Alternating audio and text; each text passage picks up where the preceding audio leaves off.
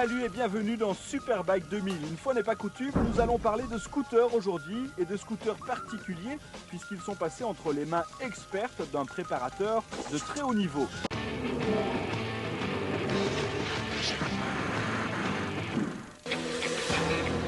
Ils ont envahi nos rues depuis quelques années maintenant. Je veux bien sûr parler des scooters. Mais qu'est-ce qui ressemble plus à un scooter qu'un autre scooter? Rien, évidemment. D'où l'idée de nombreux propriétaires de personnaliser leur engin, et c'est un des spécialistes de la customisation de scoots que nous avons rencontré. Depuis 1977, je fais de la moto. Et après quelques accidents, j'en suis arrivé à monter un magasin de scooters.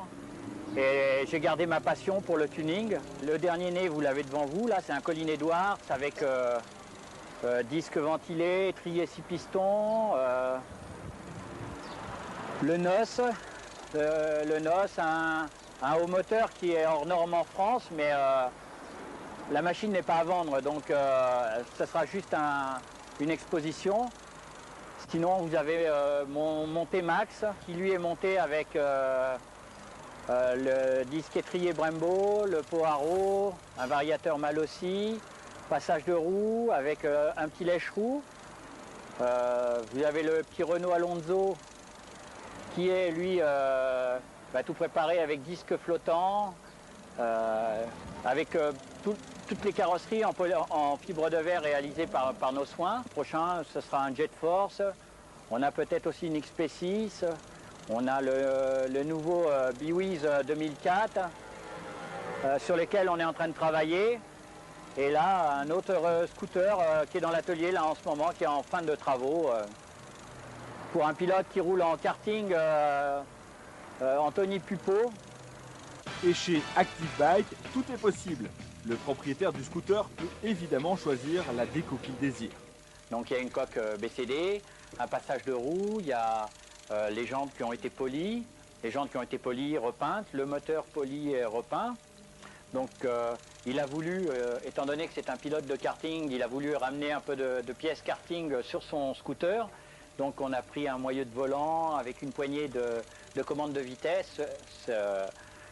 C'est vrai que c'est esthétique, c'est juste, en fait, elle sert à lui pour le starter. Le frein, c'est un double disque ventilé avec un étrier 6 pistons.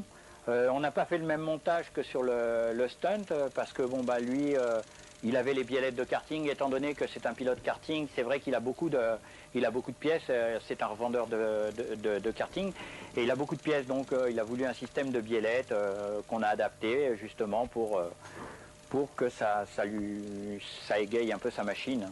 Il a une face avant qu'on lui a fabriquée, toute moulée en fibre de verre, et donc qui va venir finir la machine.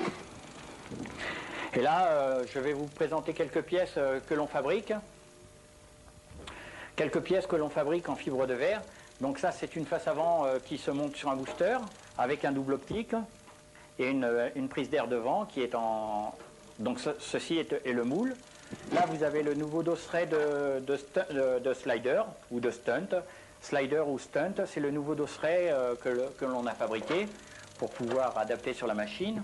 Après, nous avons un passage de roue pour Biwiz qui se monte sur les coques BCD, mais qui supprime le feu arrière et qui vient s'encastrer à l'arrière. Donc nous avons un autre passage de roue pour les Peugeot Speedfight qui, lui, supprime le feu arrière.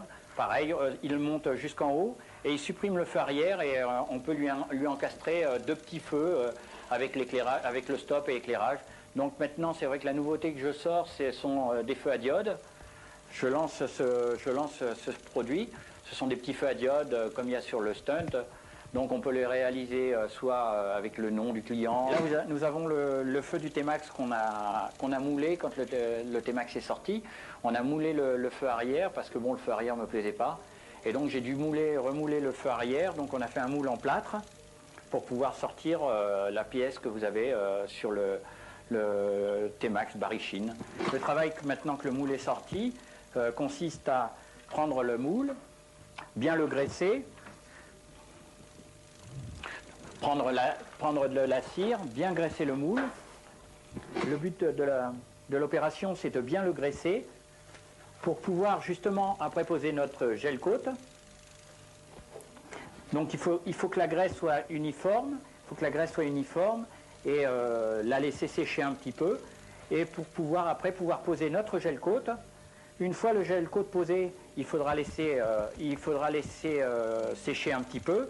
L'épreuve finale qui va nous faire une pièce, je vais vous montrer, une pièce comme ceci. Voilà, tout en fibre, assez légère. Bon, l'avantage de la fibre par rapport au plastique, c'est que la fibre se répare très bien. Donc le prix d'une pièce, cela dépend. Un passage de roue en fibre de verre, ça vaut à peu près 35 €. Maintenant, c'est vrai que par rapport au temps passé, enfin personnellement, je dirais que c'est pas très cher par rapport au temps passé, par rapport à la pièce. Bon, pour pouvoir les rentabiliser, il faudrait en vendre plusieurs, et étant donné que j'ai une boutique à faire tourner, c'est vrai que c'est pas évident. On me demande souvent des pièces uniques, et donc peut-être que je ferai que ça prochainement, faire que du tuning et préparer que des pièces, et pour pouvoir vendre mes pièces sur Internet. Après un passage entre les mains expertes de Philippe, vous serez certain de posséder un scooter unique.